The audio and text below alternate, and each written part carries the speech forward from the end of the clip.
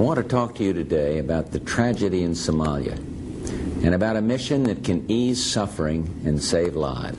Relief groups called for outside troops to provide security so they could feed people.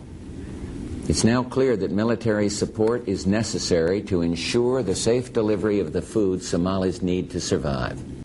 Just as our plane came in at the end of this runway, there was a firefight between Pakistani troops under the UN flag who try to keep the airport secure and one of the roving gangs that from time to time fire on the Pakistani troops. It's just an indication of how much chaos and anarchy, how much uncertainty there is in a country with no government, no police force, lawless society. This is the kind of environment that the U.S. troops will be moving into. Questions abound, not so much about will it be easy getting in, almost everybody thinks it will.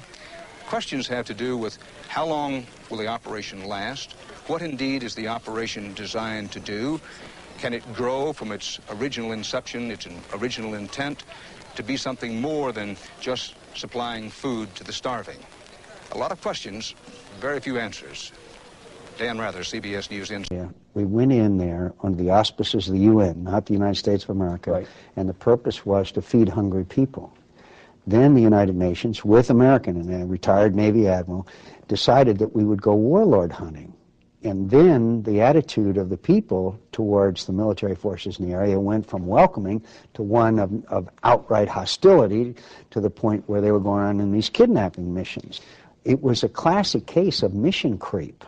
And that's why it was time to get out of there, because the original mission of feeding hungry people had failed, and then the mission it had morphed into of kidnapping warlords is just a crazy cockamamie idea in a place like Mogadishu.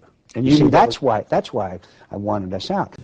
Our troops created a secure environment so that food and medicine could get through. We saved close to 1 million lives. And throughout most of Somalia, everywhere but in Mogadishu, life began returning to normal. Crops are growing, markets are reopening, so are schools and hospitals. Nearly 1 million Somalis still depend completely on relief supplies, but at least the starvation is gone. It is fitting that we reflect on what this successful mission signifies for the future. This, the largest humanitarian relief operation in history, has written an important new chapter in the international annals of peacekeeping and humanitarian assistance. You have shown that the work of the just can prevail over the arms of the warlords. You have demonstrated that the world is ready to mobilize its resources in new ways to face the challenges of a new age. And you have proved yet again that American leadership can help to mobilize international action to create a better world.